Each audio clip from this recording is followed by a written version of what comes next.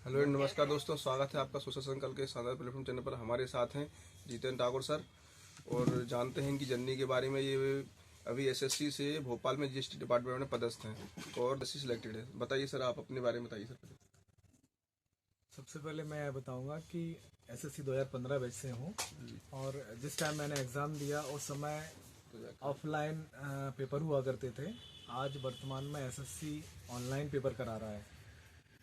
जब मैं पढ़ता था उस समय जिस शहर से मैं आता हूँ उस समय रेयरली हमारे यहाँ उपलब्ध होती थी बुक्स, लेकिन आज वर्तमान में डिजिटल प्लेटफॉर्म होने के कारण, ऑनलाइन क्लासेस के कारण हर बच्चे को बड़े आसानी से पढ़ने के लिए सारा मटेरियल उपलब्ध है।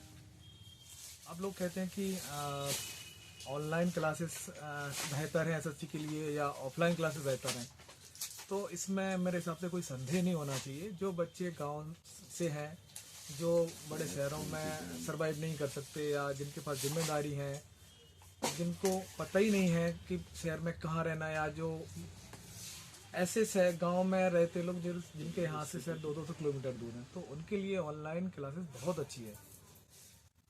पर ऑफलाइन क्लासेस के भी अपने फ़ायदे हैं। जो बच्चे बड़े बड़े शहरों में रह रहे हैं, जहाँ बड़ी बड़ी कोचिंग है, वो वहाँ रह के बड़े आराम से पढ़ सकते हैं, क्योंकि फिजिकल सामने पढ़ना एक अलग बात होती है और एक ऑनलाइन में पढ़ना एक अलग बात होती है। कई लोगों को माइग्रेन जैसी समस्याएं हो जाती हैं ऑनलाइन पढ़ते पढ़ते, आंखों में समस्या है। लेकिन जो गांव में है उनकी तो मजबूरी है, पर जो शहर में है जिनके पास अवेलेबल है, तो कहीं ना कहीं उनको फिजिकल पढ़ना चाहिए। पढ़ाई दोनों ही अच्छी हैं। रही बात ये कि जब हम ओएमआर शीट पर पेपर देते थे उस समय कहीं ना कहीं गोले भरने में लोगों से गलतियां हो जाती थी, टाइमिंग कंज्यूम बहुत होता था, बार बार सिग्नेचर के लिए लोग आते थे। लेकिन आज डिजिटल में ऐसा नहीं है, टोटल 120 मिनट आपके हैं, तो ये भी एक कहीं ना कहीं डिजिटल का आपको फ़ायदा हुआ है। रही बात पढ़ने की, पढ़ाई पहले जब ऑफलाइन में जो सिलेबस था आज भी वही सिलेबस है, जो स्टैंडर्ड उस समय था आज भी वही स्टैंडर्ड है। मेहनत तो करना पड़ेगी, इसमें कोई भी बहानेबाजी नहीं होती कि मैं ऑनलाइन मेरा सर दर्द होता है, ऐसा है। ये बहानेबाजी वो करते हैं जिनको पढ़ना नहीं है, लेकिन दरअसल में ऑनलाइन उनके लिए बहुत अच्छा है जो गांव से थे।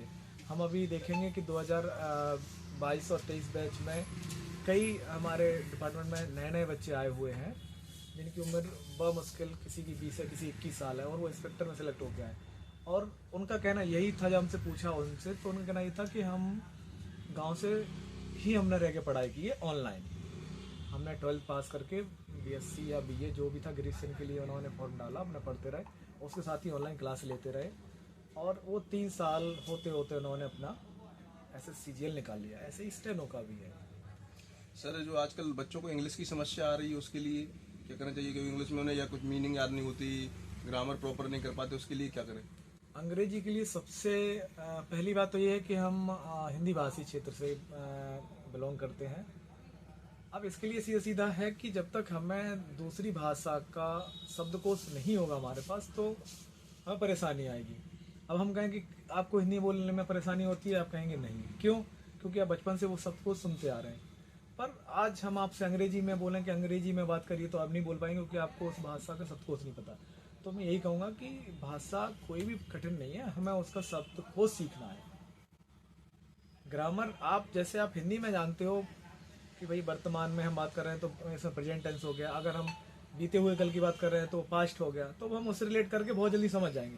पर समस्या जो आती है कि वोकेबलरी के लिए है, ये है अगर आप एसएससी लेवल के लिए कर रहे हो तो उसके जितने भी प्रीवियस पेपर हैं सबको उठाओ, रोज के आपकी कैपेसिटी 50 करने की या 100 करने की है, उनको आप तैयार करो।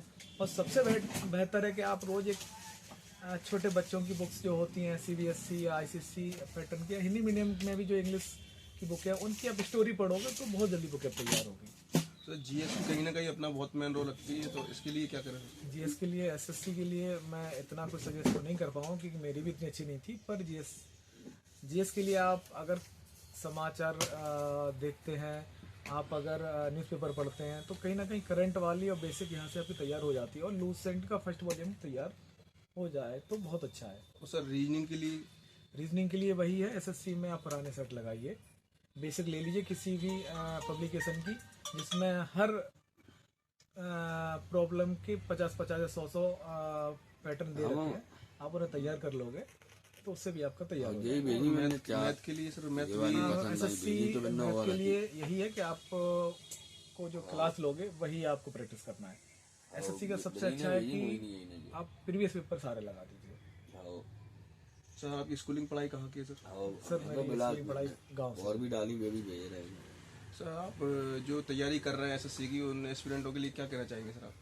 उनके लिए यही है कि वर्तमान में जो कंपटीशन बढ़ा हुआ है, तो आप खुद समझ सकते हैं कि 2 या 4 घंटे पढ़ने से तो नहीं होगा।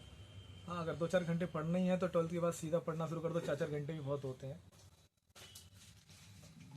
जैसा कि जीतन सर ने बताया कि एसएससी के लिए अपन को इंग्लिश की जरूर रिक्वायरमेंट है, तो उसके लिए जैसे अपन को हिंदी भाषा का ज्ञान है, उसी प्रकार अंग्रेजी भाषा है, उसको बराबर अपन पढ़ेंगे, अपनी डेली लाइफ में लाएंगे, तो आपको इंग्लिश पैटर्न समझने में आसानी होगी और उसे करने में आसानी होगी। उसके जो भी क्वेश्चन है, वोकेबलरी है, सारी समस्या अपनी सॉल्व हो जाएंगी। और जो भी युवा तैयारी कर रहे हैं तो बस इसी तरह अपना पढ़ते रहें, और जो भी जानकारी है उसके लिए कमेंट करें, शेयर करें, सब्सक्राइब करें। Thank you.